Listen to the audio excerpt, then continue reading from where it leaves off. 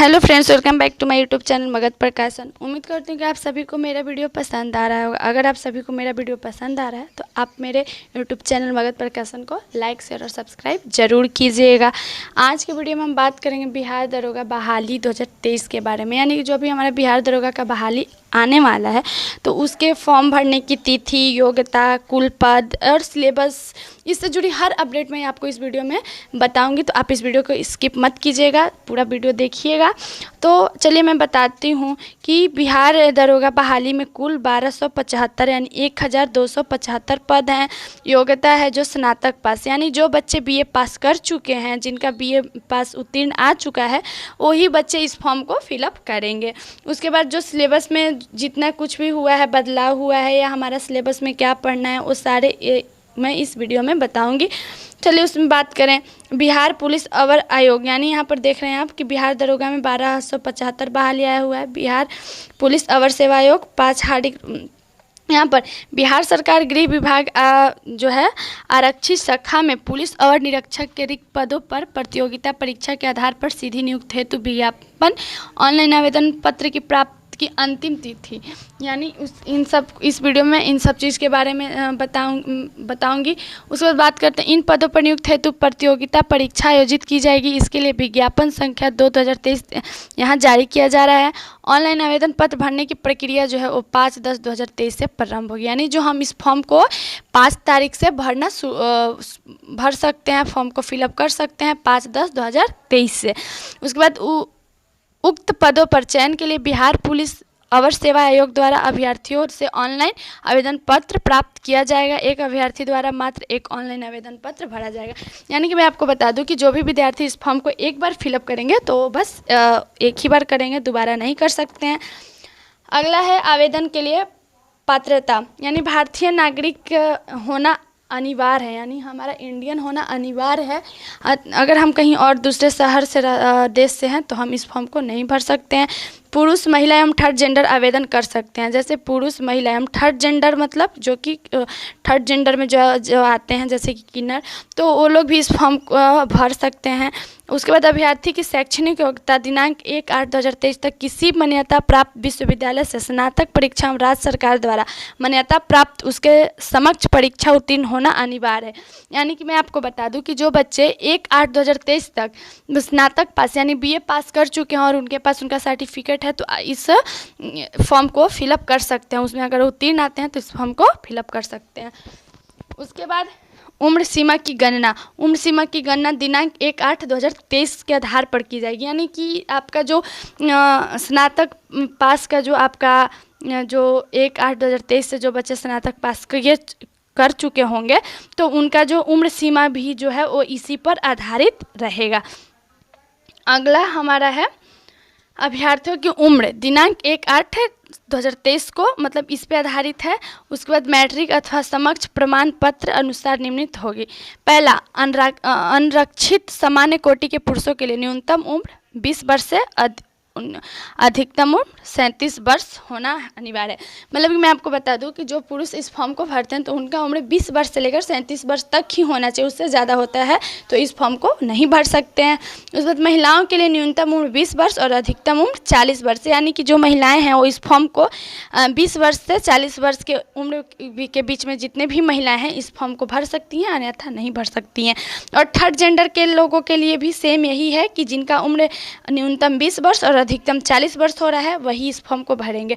पिछड़ा वर्ग एवं अत्यंत पिछड़ा वर्ग पुरुषों महिलाओं के लिए न्यूनतम उम्र 20 वर्ष से 40 वर्ष है। मतलब जो पिछड़ा वर्ग है, अत्यंत पिछड़ा वर्ग है, तो उनके लिए ये 20 वर्ष से 40 वर्ष तक की आयु वाले ही लोग इस फॉर्म को, उम्र वाले ही लोग भर सकते हैं। अनुसूचित जाति एवं अनुसूचित जनजाति के पुरुषों एवं महिलाओं तथा बोर्ड थर्ड जेंडर अभ्यर्थियों के लिए न्यूनतम उम्र 20 वर्ष एवं अधिकतम उम्र 42 वर्ष। जैसा कि यहाँ पर बता रहा है कि अनुसूचित जाति एवं अनुसूचित जनजाति के पुरुष एवं महिलाओं के लिए थर्ड जेंडर अभ्यर्थियों के लिए न्यूनतम 20 वर्ष से 42 वर्ष का उम्र होना अनिवार्य है। अगर इससे ज़्यादा होता है तो इस फॉर्म को फिलअप नहीं कर सकते हैं। अभ्यर्थियों की शारीरिक मापदंड यानी उनकी ऊंचाई, सीना एवं वजन के लिए कई अंक दे नहीं होगा, परंतु विहित हत्याएं पूरी नहीं करने वाले अभ्यर्थी असफल घोषित किए जाएंगे। यानी मैं आपको इसमें बता दूं कि जिनका ऊंचाई सीना वजन के लिए कोई अंक देय नहीं होगा, परंतु विहित अर्हता पूरी नहीं करने वाले अभ्यर्थी असफल घोषित किए जाएंगे। ऊंचाई का बात करें तो अनरिक्षित समान वर्ग के पिछड़ा वर्ग के पुरुषों के लिए न्यूनतम 165 सेंटीमीटर, यानी कि जो पिछड़े वर्ग के पुरुष के लिए जो लोग हैं वो उनके लिए 165 सेंटीमीटर होना अनिवार्य है। ऊंचाई मतलब हाइट, हमारा जो हाइट होना चाहिए वो 165 सेंटीमीटर अनिवार्य है। उसके बाद अत्यंत पिछड़े वर्ग के पुरुषों के लिए न्यूनतम 160 सेंटीमीटर होना अनिवार्य है। अनुसूचित जाति एवं अनुसूचित जनजाति के पुरुषों के लिए न्यूनतम 160 सेंटीमीटर होना जरूरी है, और सभी वर्ग के महिलाओं के लिए न्यूनतम ऊंचाई 155 सेंटीमीटर। यानी कि जो हम आप लोग देख रहे हैं यहाँ पर कि जैसे कि जो हमारे पिछड़े वर्ग के पुरुष हैं तो उनके लिए 165 सेंटीमीटर हाइट होना अनिवार्य है। अत्यंत पिछड़े वर्ग के जो लोग हैं पुरुष हैं उनके लिए 160 सेंटीमीटर होना अनिवार्य है। लेकिन सभी वर्ग यानी पिछड़े वर्ग के हो या अत्यंत पिछड़े वर्ग के हो या थर्ड जेंडर वाले के हो या जो समान जनरल महिलाओं के लिए हो, उन सब के लिए सेम है, यानी कि एक समान है, 155 सेंटीमीटर हाइट होना अनिवार्य है। अगला हमारा नियुक्ति की प्रक्रिया यानी लिखित प्रतियोगिता परीक्षा। मैं आपको बता दूं कि यहाँ पर हमारा एग्ज़ाम जो होगा प्रीलिम्स एग्ज़ाम जो वो 2 भाग में होगा। जैसे पहला लिखित प्रतियोगिता, दूसरा प्रथम चरण प्रारंभिक परीक्षा।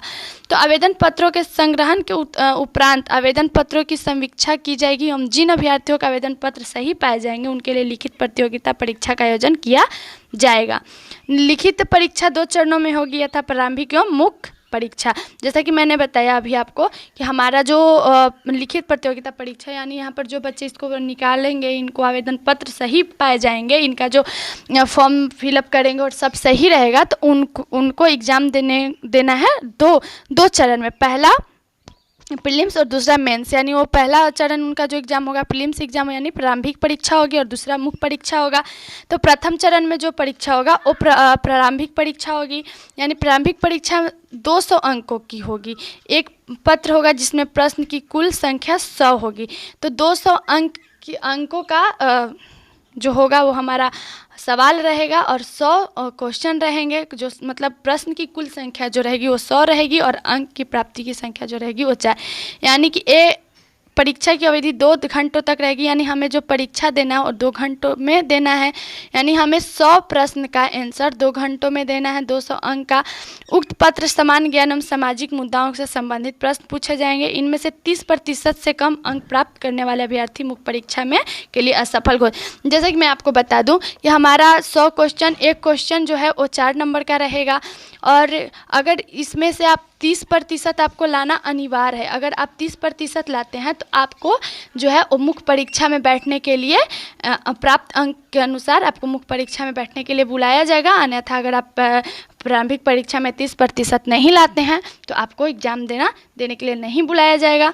अगला है द्वितीय चरण मुख्य परीक्षा, यानी जो हमारा अगर आप प्रारंभिक परीक्षा में चुने जाते हैं और आपका द्वितीय चरण में जो एग्ज़ाम होगा वो मुख्य परीक्षा होगा। यानी प्रारंभिक परीक्षा में सफल अभ्यर्थियों को मुख्य परीक्षा में सम्मिलित होने का अवसर प्रदान किया जाएगा। मुख्य परीक्षा में 2 पत्र होंगे। जैसा कि हमारा जो है वो प्रीलिम्स में भी हमारा परीक्षा जो 2 चरण में होगा, पहला प्रारंभिक परीक्षा और दूसरा मुख्य परीक्षा। अगर आप प्रारंभिक परीक्षा दोनों चरण को पास कर लेते हैं और तो आपको द्वितीय चरण यानी मुख्य परीक्षा देने के लिए आपको सम्मिलित होने का अवसर प्रदान किया जाएगा। अगर आप नहीं पास होते हैं, आप प्रारंभिक परीक्षा को नहीं क्वालिफाई करते हैं तो आपको द्वितीय चरण का यानी मुख्य परीक्षा देने का मौका नहीं मिलेगा। इसमें मैं बता दूं कि मुख्य परीक्षा में सबसे पहला जो पेपर होगा वो हिंदी का होगा। यानी कि हमारा जो पहला प्रमुख परीक्षा का पेपर होगा वो हिंदी का होगा और हिंदी में पर्याप्त 200 अंकों का समान हिंदी का सवाल पूछा जाएगा। टोटल सवाल के प्रश्न 100 होंगे न्यूनतम, मतलब आपको इसमें भी 30% लाना अनिवार्य है। अगर आप प्रमुख परीक्षा यानी मेंस का एग्ज़ाम में आपको सबसे पहला पेपर जो होगा वो हिंदी का होगा और हिंदी का टोटल क्वेश्चन 100 रहेगा और ये एक क्वेश्चन 4 नंबर के रहेंगे। उसके बाद आप इसमें 30% लाना आपको अनिवार्य है। अगर आप हिंदी में का एग्ज़ाम जो देते हैं, परीक्षा जो देते हैं, तो उसमें आपको 30 नंबर लाना अनिवार्य है। अन्यथा अगर आप 30 नंबर से कम लाते हैं तो आपको आप दूसरा पेपर का एग्ज़ाम तो देंगे पर उसका पेपर आपका चेक में नहीं जाएगा, वो रुक जाएगा। इसलिए आप कोशिश हमारा रहेगा कि हम अपने हर परीक्षा को, हर मेहनत को सफल बनाएं। तो उसके बाद चलिए मैं और आगे बताती हूँ आपको कि इसमें भी निगेटिव मार्किंग रहेगा। तो इसमें अगर हम एक सही उत्तर देते हैं और पर्याप्त अंक हमें 4 प्राप्त होता है सही उत्तर देने पर, अगर हम गलत उत्तर देते हैं तो उसमें से हमारा 0.2 अंक काट लिए जाएंगे, यानी 20% नंबर हमारा सही उत्तर से काट लिया जाएगा। उसके बाद इसमें द्वितीय पत्र समान अध्ययन, समान विज्ञान, नागरिक शास्त्र, भारतीय इतिहास, भारतीय भूगोल, गणित एवं मानसिक योग्यता जांच की संबंधित होगा। द्वितीय पत्र में पूर्णांक 200 का होगा, जिसमें प्रश्नों की कुल संख्या 100 होगी। जैसा कि अभी मैंने आपको हिंदी में यहाँ पर बताया कि हमारा जो हिंदी का एग्ज़ाम होगा वो टोटल 200 अंकों का होगा और 100 प्रश्न का होगा, और इसको देने के लिए हमारे पास टोटल 2 घंटे का ही समय मिलेगा। 2 घंटों में हमें, और इसको हिंदी का एग्ज़ाम जो है इसमें 30% लाना अनिवार्य है, नहीं तो हमारा अगला पेपर जो द्वितीय चरण का एग्ज़ाम, मुख्य परीक्षा में जो द्वितीय चरण का एग्ज़ाम होगा उसका तो हम पेपर देंगे पर वो चेक में नहीं जाएगा और रुक जाएगा।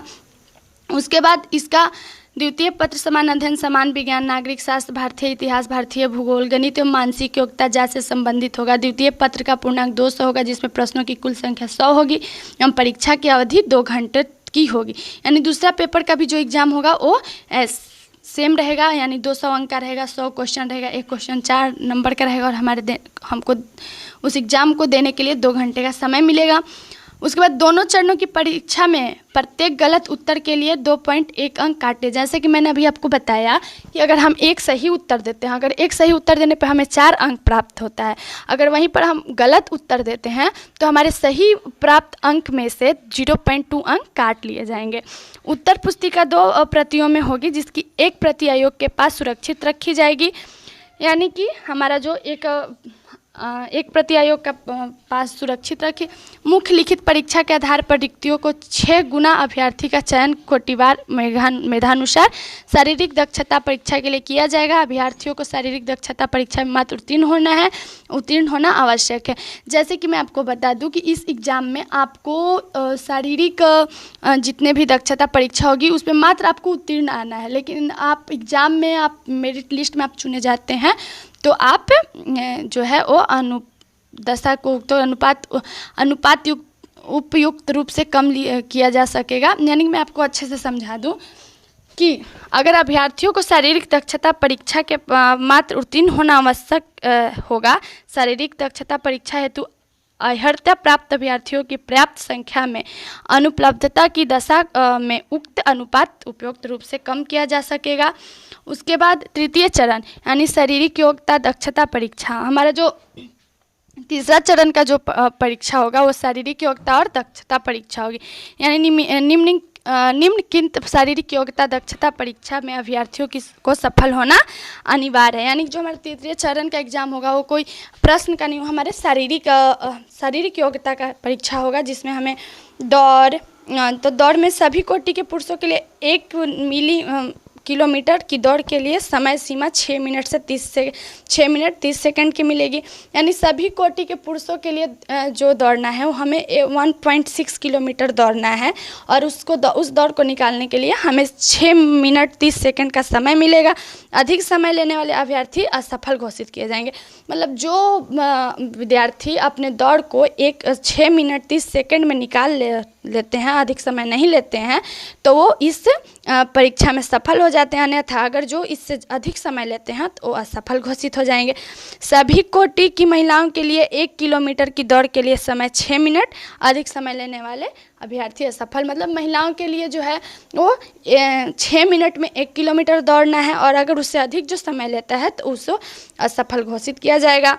ऊंची कूद में सभी कोटि के पुरुषों के लिए न्यूनतम 4 फीट जो है, मतलब जो हमारे पुरुष होंगे वो किसी भी कोटि के पुरुष होंगे तो उनको ऊंची कूद के लिए 4 फीट की न्यूनतम 4 फीट की ऊंचाई मिलेगी। 4 फीट में कम कूदने वाले पुरुष अभ्यर्थी को सफल घोषित किया जाएगा। सभी कोटि की महिला, मतलब जो पुरुष न्यूनतम 4 फीट की ऊंचाई की कूद को नहीं निकाल पाते हैं तो असफल हो जाते हैं, और जो पुरुष इस 4 फीट की ऊंचाई को कूद लेते हैं तो वो सफल हो जाएंगे। सभी कोटि की महिलाओं के लिए जो है न्यूनतम 3 फीट की ऊंचाई कूद होगी। यानी जो महिलाओं की ऊंची कूद होगी वो 3 फीट की होगी, और 3 फीट की जो महिलाएं 3 फीट कूद लेंगी वो सफल हो जाएंगी। जो महिलाएं कम कूदने वाली महिलाएं अभ्यर्थी होंगी वो असफल घोषित हो जाएंगी। उसके बाद बात करें लंबी कूद, यानी कि जो लंबी कूद होगी तो वो सभी कोटि के पुरुषों के लिए न्यूनतम 12 फीट होगी। यानी कि जो हमारे पुरुष होंगे वो 12 फीट की कूद 12 फीट की कूद करेंगे। अगर 12 फीट की से कम कूदने वाले पुरुष अभ्यर्थी होंगे, यानी जो अभ्यर्थी 12 फीट ऊपर नहीं कूद पाते हैं, वो नीचे ही रह जाते हैं, तो वो असफल हो जाते हैं। अगर जो इसको पार कर लेते हैं, इसको कूदने में सफल हो जाते हैं, तो सफल घोषित हो जाएंगे। उसके बाद जो महिलाएं हैं, तो सभी कोटि के महिलाओं के लिए जो है तो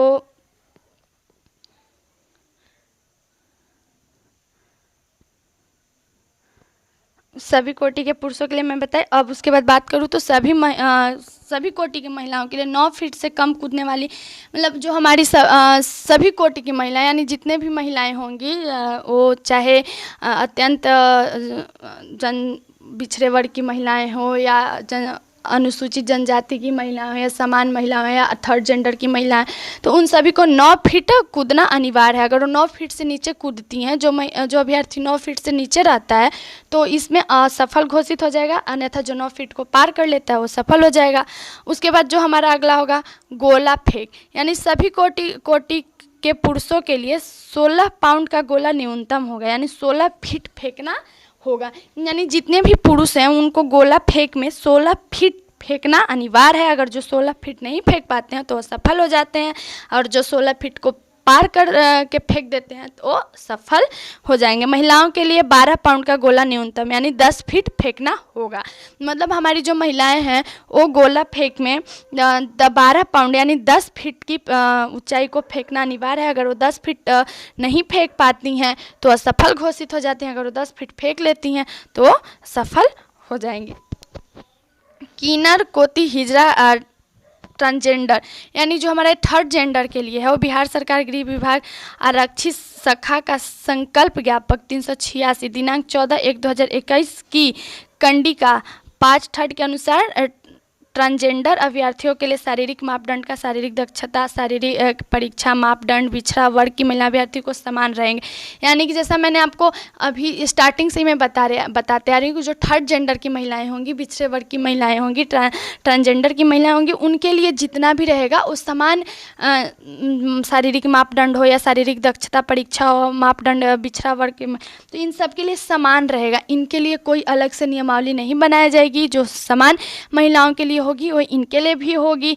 अभ्यर्थी को बिहार राज्य का मूल निवासी होने का प्रमाण पत्र तथा राज्य सरकार द्वारा निर्धारित सक्षम प्राधिकार द्वारा निर्गत प्रमाण पत्र उनके ट्रांसजेंडर होने का न्यूनतम प्रस्तुत करना होगा। यानी कि वो जो हैं उनको अपने प्रमाण पत्र को ट्रांसजेंडर होने का नियमित प्रस्तुत करना अनिवार्य है, और उनके लिए कोई अलग से नियमावली नहीं। उसके बाद बात करें मेधा सूची एवं नियुक्त के अनुशंसा, यानी उपयुक्त पदों में नियुक्त हेतु चयन के लिए अंतिम रूप से सफल अभ्यर्थियों की मेधा सूची मुख्य लिखित परीक्षा से प्राप्त अंकों के आधार पर मेधा क्रमानुसार आरक्षण कोटिवार तैयार की जाएगी। जैसा कि मैंने आपको बताया कि हमारा जो बिहार दरोगा का जो है वो शारीरिक परीक्षा, दक्षता परीक्षा, इन सब पे आधारित नहीं। अगर हम अपने दोनों प्रीलिम्स और मेंस एग्जाम को निकालते हैं तो हमारी मेधा क्रमानुसार आरक्षण कोटिवार तैयार, मतलब जो हमारा मेरिट लिस्ट है वो हमारे एग्जाम के अनुसार तैयार की जाएगी।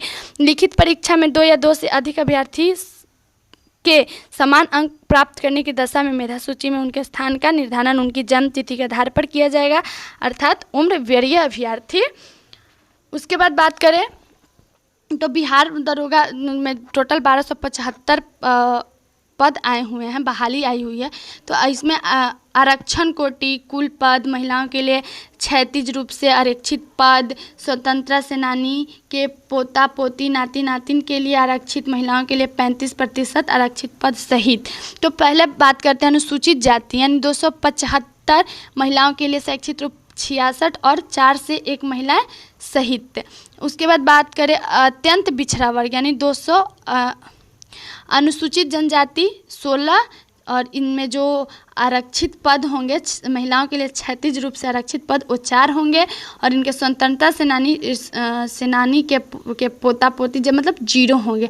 उसके बाद बात करते हैं अत्यंत पिछड़े वर्ग यानी 238, इनका कुल पद जो है 238 है और महिलाओं के लिए क्षैतिज रूप से आरक्षित पद 75 हैं और इनमें 4 बच्चों के साथ 1 महिला अनिवार्य है। उसके बाद बात करें पिछड़ा वर्ग, तो इसमें टोटल कुल 107 पद हैं। महिलाओं के लिए क्षैतिज रूप से 36% आरक्षित पद हैं और इसमें 3 से 1 महिला सहित मतलब 3 पुरुष महिलाओं पोता पोती नातिना जो भी हो 1 महिला होना अनिवार्य। पिछड़े वर्ग की महिलाएं यानी इनके लिए पिछड़े वर्ग की जो महिलाएं इनके लिए टोटल 82 पद हैं और इनके लिए कोई आरक्षित पद नहीं है और इनमें कोई आरक्षित महिलाओं के लिए 35% आरक्षित पद भी नहीं है। उसके बाद बात करें अनरक्षित, इसमें टोटल 441 पद हैं, इनके आरक्षण 153 मिलेंगे और इनमें 9 पुरुष 3 महिला होना सहित अनिवार्य है। उसके बाद आर्थिक रूप से कमजोर वर्ग हैं, मतलब आर्थिक रूप से जो कमजोर वर्ग के लोग हैं तो उनका टोटल कुल पद जो है 111 होगा। महिलाओं के लिए क्षैतिज रूप से आरक्षित 34 होगी और इनमें 2 और 1 महिलाएं सहित मतलब 2 लोग और 1 महिला होना अनिवार्य है। ट्रांसजेंडर में कुल 5 पद हैं और इसमें आरक्षित बिल्कुल भी नहीं है, 1% भी नहीं है और इनमें सेनानी पोता पोती मतलब इसमें कुछ भी नहीं है। उसके बाद बात करें योग 275 और आरक्षित 368 और टोटल जो है तो 22। अगला जो है अनुसार पुलिस और निरीक्षक पद की रिक्तियों का विवरण नियंत्रण यानी पदनांक आरक्षण कोटि, उसके बाद महिलाओं के लिए क्षैतिज रूप से आरक्षित पद, उसके बाद स्वतंत्रता सेनानी पोता पोती नाती नातिन के लिए आरक्षित महिलाओं के लिए 35। जैसा कि मैंने अभी आपको बताया तो सब है इसमें। और वीडियो के अंत में मैं यही बोलना चाहूँगी कि आपको अगर इसमें जो नहीं समझ में आया होगा तो आप कमेंट ज़रूर कीजिएगा और आप मेरे चैनल को लाइक और सब्सक्राइब ज़रूर कीजिएगा। Thank you.